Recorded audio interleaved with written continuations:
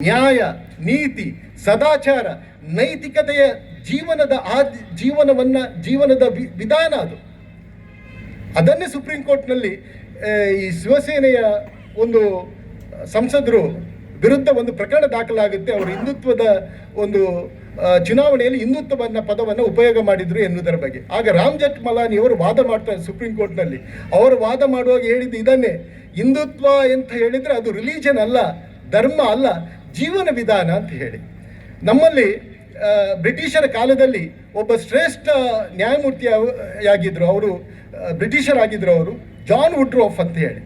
ಯಾಕಂತ ಹೇಳಿದರೆ ನಮ್ಮ ತಾರನಾಥ್ ಕೊಠಾರಿ ಅವರು ಹೇಳಿದರು ಮಹಾಭಾರತ, ಭಗವದ್ಗೀತೆ, ರಾಮಾಯಣದ ಬಗ್ಗೆ. ಅವರು ಜಾನ್ ವುಡ್ರೋಫ್ ಅವರು ಹೇಳ್ತಾರೆ, ರಾಮಾಯಣ, ಭಗವದ್ಗೀತೆ, ಮಹಾಭಾರತ ಇದು ಕೇವಲ ಧರ್ಮಗ್ರಂಥ ಅಲ್ಲ, ಇದನ್ನು ಕಾಲ್ಪನಿಕ ಎನ್ನುವರು ಮೂರ್ಖರು ಅಂತ ಹೇಳ್ತಾರೆ.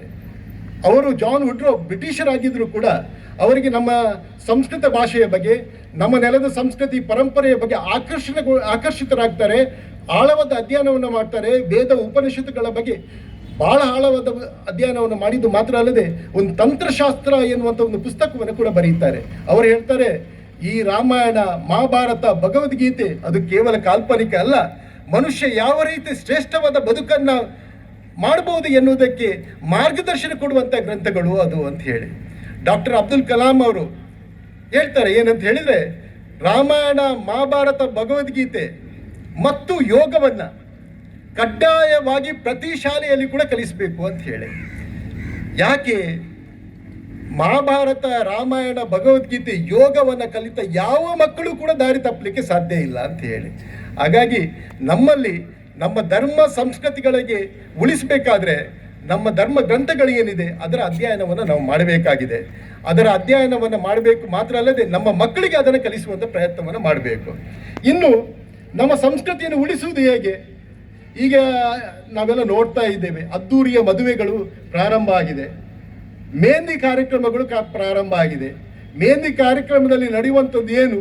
DJ ಸಂಸ್ಕೃತಿ, ಮದ್ಯದ ಸಮಾರಾಧನೆ, ಇದು ನಮ್ಮ ಸಂಸ್ಕೃತಿ ಅಲ್ಲ.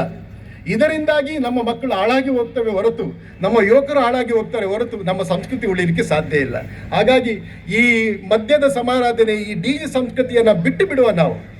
ಅದರ ಬದಲು ಮದುವೆಯನ್ನು ಅದ್ದೂರಿಯಾಗಿ ಆಚರಣೆ ಮಾಡುವ ಯಾವ ರೀತಿ ಅಂತ ಹೇಳಿದರೆ, ಸತ್ಯನಾರಾಯಣನ ಪೂಜೆಯ ಕಾರ್ಯಕ್ರಮವನ್ನು ಆಯೋಜನೆ ಮಾಡುವುದರ ಮೂಲಕ, ಭಜನೆಯನ್ನು ಆಯೋಜನೆ ಮಾಡುವುದರ ಮೂಲಕ, ಯಕ್ಷಗಾನದ ತಾಳಮದ್ದಳೆಯನ್ನು ಆಯೋಜನೆ ಮಾಡುವುದರ ಮೂಲಕ ನಾವು ಮದುವೆಯನ್ನು ಅದ್ದೂರಿಯಾಗಿ ಆಚರಣೆ ಮಾಡುವ. ನಮ್ಮ ಮಕ್ಕಳಿಗೆ ನಮ್ಮ ಧರ್ಮ ಸಂಸ್ಕೃತಿ, ನಮ್ಮ ಮಹಾಭಾರತ, ಭಗವದ್ಗೀತೆ, ರಾಮಾಯಣವನ್ನು ಅವರಿಗೆ ಅಧ್ಯಯನ ಮಾಡಲಿಕ್ಕೆ ನಾವು ಹೇಳಬೇಕು. ಅವರಿಗೆ ಅಧ್ಯಯನ ಮಾಡಲಿಕ್ಕೆ ಹೇಳಿದಲ್ಲಿ ಒಂದು ಪ್ರಸಿದ್ಧವಾದ ಮಾತಿದೆ, ಏನಂತ ಹೇಳಿದರೆ, ನಮ್ಮ ಮಕ್ಕಳು ನಮ್ಮ ಮಕ್ಕಳಲ್ಲ ಅಂತ ಹೇಳಿ. ನಮ್ಮ ಮಕ್ಕಳು ನಮ್ಮ ಮಕ್ಕಳಲ್ಲ, ಸಮಾಜಕ್ಕೆ ದೇವರು ನಮ್ಮ ಮೂಲಕ ಕೊಟ್ಟ ಉಡುಗೊರೆ ಅಂತ ಹೇಳಿ. ಸಮಾಜಕ್ಕೆ ನಮ್ಮ ಮೂಲಕ ದೇವರು ಕೊಟ್ಟ ಉಡುಗೊರೆಯನ್ನು ಶ್ರೇಷ್ಠ ಉಡುಗೊರೆಯನ್ನಾಗಿ ಮಾಡಬೇಕು ನಾವು.